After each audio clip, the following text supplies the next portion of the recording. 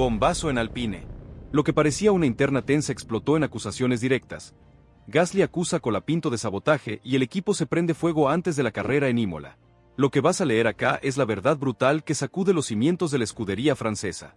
Bienvenidos, fanáticos de la velocidad y el drama en la Fórmula 1. Están en el canal indicado para desentrañar la madeja de una interna que amenaza con desestabilizar a Alpine en el mismísimo Gran Premio de Emilia-Romagna 2025.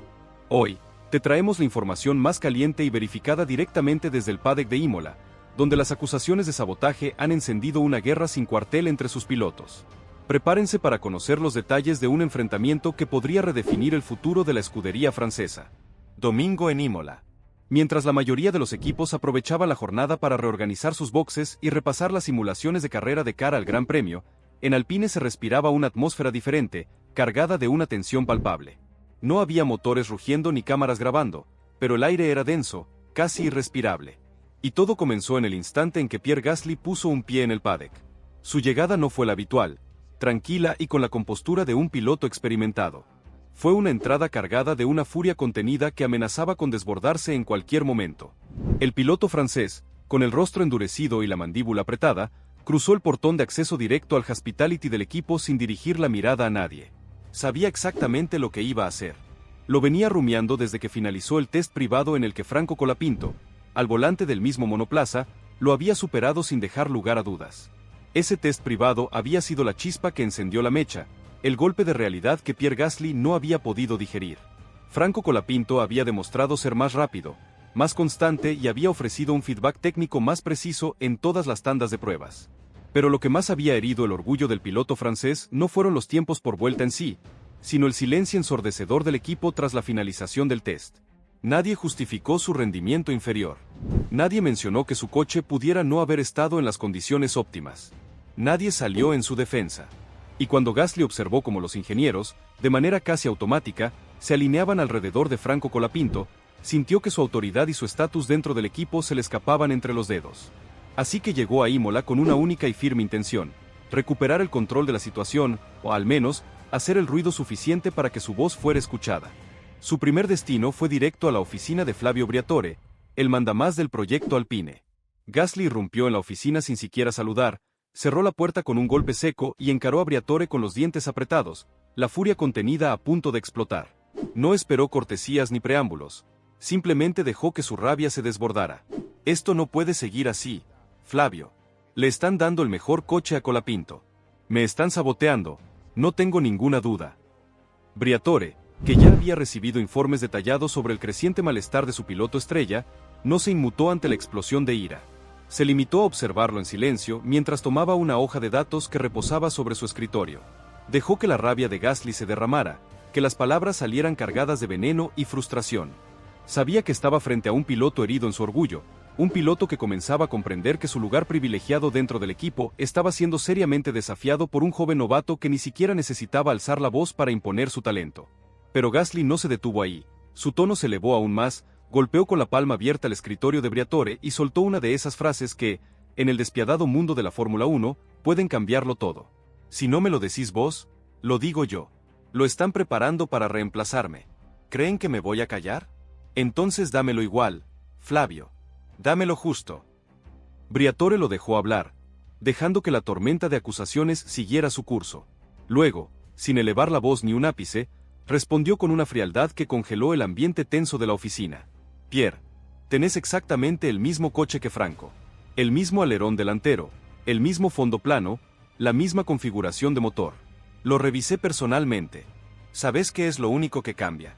Que él lo hace funcionar mejor. Esa frase no fue una simple explicación, fue un veredicto lapidario. Y Pierre Gasly lo entendió perfectamente. Franco Colapinto, mientras tanto, completó su sesión en el simulador sin cometer errores significativos. Identificó un ligero punto de subviraje en la entrada de la curva número 10 y propuso un ajuste milimétrico en la configuración del diferencial en la frenada a baja velocidad. El ajuste fue aprobado e implementado de inmediato por los ingenieros. No hubo discusiones, no hubo reproches, solo respuestas técnicas concretas y una eficiencia palpable en la comunicación. Un ingeniero veterano del equipo comentó en voz baja a un colega: cuando un piloto mejora el coche sin necesidad de pedir nada, es porque ya tiene el control. Al finalizar el día, El box de Alpine se fue vaciando lentamente, pero la nueva estructura de poder ya se sentía en el ambiente. Franco Colapinto había cerrado el lunes con una mayor responsabilidad dentro del equipo, una mayor atención técnica por parte de los ingenieros, y lo más importante, una credibilidad en aumento constante. Pierre Gasly, en cambio, se marchó del circuito sin hablar con nadie, envuelto en un silencio denso que no parecía producto del orgullo herido, sino de una profunda incertidumbre.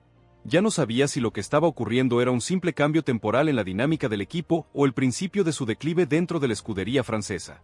Y así terminó el lunes en Imola, con el equipo girando cada vez más en torno al talento del joven argentino, con el experimentado piloto francés sintiendo que el suelo firme bajo sus pies comenzaba a desmoronarse y con Flavio Briatore, una vez más, observando todo desde la distancia, sin necesidad de mover un dedo para influir en un cambio que parecía inevitable.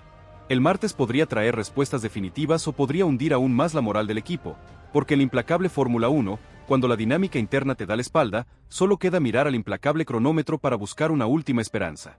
Atención. Comunidad F1. La tensión en Alpine es insostenible y las acusaciones de sabotaje son solo la punta del iceberg. ¿Podrá Gasly revertir esta situación explosiva? ¿O Colapinto seguirá demostrando su valía en pista? Suscríbete ahora mismo y no te pierdas el análisis del martes, donde la situación podría escalar aún más. Deja tu like si estás impactado por esta interna. ¿Es que Briatore tomará cartas en el asunto? Tu opinión es crucial en los comentarios. Compartí este artículo con tus amigos fanáticos de la F1 para que no se pierdan este drama. Martes en Imola. El sol apenas comenzaba a iluminar los boxes del circuito italiano cuando los primeros técnicos de Alpine iniciaron su trabajo en los últimos ajustes de los monoplazas, preparándose para el ensayo completo del setup previsto para la jornada. En la superficie, todo seguía su curso habitual, con la meticulosa rutina que caracteriza a los equipos de Fórmula 1 antes de una sesión en pista. Sin embargo, en el interior del equipo francés, las líneas de poder ya estaban claramente marcadas, aunque nadie se atreviera a verbalizar la nueva realidad en voz alta. Franco Colapinto se había convertido, en apenas 3 intensos días, en el punto de equilibrio técnico del equipo. Y Pierre Gasly, lejos de reaccionar con la templanza que se esperaría de un piloto de su experiencia, se hundía cada vez más en su propia frustración, alimentando un resentimiento palpable que amenazaba con desbordarse en cualquier momento. La jornada del martes comenzó con la habitual reunión de evaluación técnica, un encuentro crucial donde se discuten los parámetros de la puesta a punto de los monoplazas, las estrategias para las tandas en pista y el programa detallado del día. Pierre Gasly, quien hasta hacía poco encabezaba esta mesa de discusión con su feedback y sus directrices técnicas, tomó asiento más alejado de lo habitual, en un gesto que no pasó desapercibido para los observadores más perspicaces. No habló, no preguntó, simplemente escuchó en silencio mientras el ingeniero jefe del equipo utilizaba el rendimiento de Franco Colapinto como la base de toda la conversación. El nombre del piloto francés ni siquiera fue mencionado durante la primera media hora de la reunión.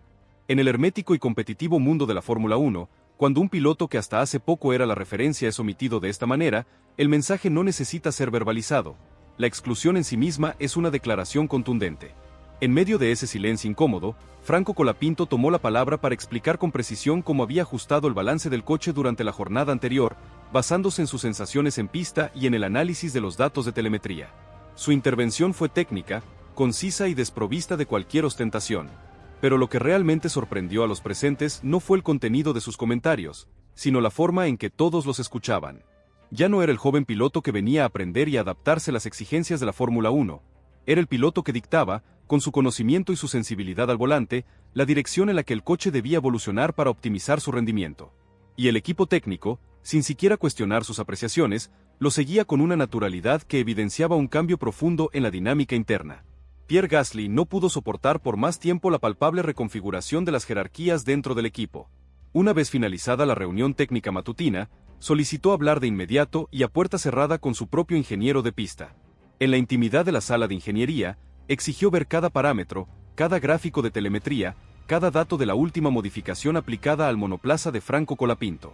Buscaba desesperadamente una explicación lógica para la diferencia de rendimiento, una grieta en la aparente igualdad del material, una prueba irrefutable de que existían diferencias significativas en la maquinaria que pudieran justificar la superioridad de su joven compañero. Sin embargo, una vez más, la conclusión a la que llegaron tras el exhaustivo análisis fue idéntica a la del día anterior. Ambos monoplazas se encontraban en condiciones técnicas esencialmente iguales. Lo único que variaba, de manera innegable y frustrante para Gasly, era el resultado en la pista. Y esa verdad, por más cruel que sonara a sus oídos, no tenía forma de ser maquillada ni tergiversada. Mientras tanto, Pierre Gasly se mantenía al margen de la actividad del equipo. Se lo vio caminar solo por la zona de los motorhomes, sin la compañía de la prensa, sin interactuar con sus mecánicos, sin siquiera la presencia constante de su ingeniero de pista a su lado. Era el reflejo de una figura que aún no había caído por completo, pero que ya no brillaba con la misma intensidad. La luz del equipo parecía haberse desplazado hacia otro lado del garaje, y esa nueva realidad, aunque no se hubiera expresado con palabras, ya era percibida incluso por los fotógrafos y los periodistas que observaban la dinámica de Alpine desde la distancia. La noche cayó sobre el circuito de Imola y sobre el box de Alpine. Las persianas se bajaron lentamente, pero las preguntas flotaban en cada rincón del garaje. No había habido ningún anuncio oficial ni ninguna reestructuración pública del equipo, pero toda la estructura interna apuntaba hacia un solo nombre: Franco Colapinto. La manera en la que el equipo trabajaba, tomaba decisiones técnicas y planificaba el desarrollo del monoplaza ya no giraba en torno a Pierre Gasly. Y mientras ambos pilotos descansaban en la calma de la noche italiana, uno con la serenidad de quien sabe que está en el lugar correcto y el otro con la rabia contenida de quien siente que su mundo se desmorona, el viernes asomaba en el horizonte como un día clave. ¿Podrá Pierre Gasly responder en pista y recuperar algo más que una simple posición en la tabla de tiempos? ¿Confirmará Franco Colapinto con su rendimiento los entrenamientos libres que su lugar en Alpine ya le pertenece, incluso sin la necesidad de firmar un contrato a largo plazo? ¿Se atreverá Flavio Briatore a oficializar lo que todo el equipo ya sabe, formalizando un cambio de liderazgo que parece inevitable? Lo único cierto es que cuando el semáforo verde se encienda para la primera sesión de entrenamientos libres del Gran Premio de Emilia-Romagna, la implacable pista de Imola hablará, y lo que diga podría cambiarlo todo o confirmarlo para siempre. Atención, comunidad F1. La tensión en Alpine ha alcanzado su punto álgido antes del inicio de la acción en pista en Imola. ¿Podrá Pierre Gasly dar un golpe de autoridad y silenciar las crecientes dudas sobre su liderazgo? ¿O Franco Colapinto seguirá demostrando su potencial y consolidando su posición dentro del equipo? Suscríbete ahora mismo a nuestro canal y activa las notificaciones para no perderte ni un solo detalle de los entrenamientos libres, la clasificación y la carrera. Deja tu like si estás ansioso por ver cómo se desarrolla este explosivo enfrentamiento interno en Alpine. ¿Qué crees que sucederá en la pista de Imola? Tu opinión es fundamental en los comentarios. Compartí esta apasionante historia con tus amigos fanáticos de la Fórmula 1 para que no se pierdan este momento crucial.